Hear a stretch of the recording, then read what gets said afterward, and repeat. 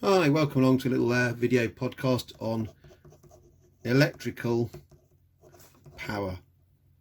Almost certainly something that you did at school, but it's no harm in having a quick reminder. So the key thing is P is equal to IV. The power in watts is equal to the current in amps multiplied to it by the voltage in volts.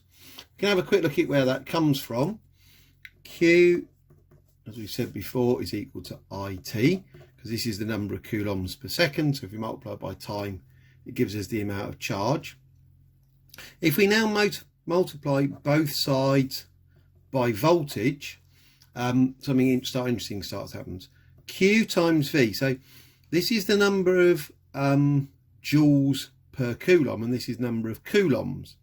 So if you multiply the number of joules each coulomb carries by the number of coulombs, you actually get the total work done in joules. That is equal to ITV. If we now divide both sides by T, we'll get a cancelling of that T there, and we've now got work over time, or energy over time, which is power. So P is equal to IV. Hope you found that useful. Thank you.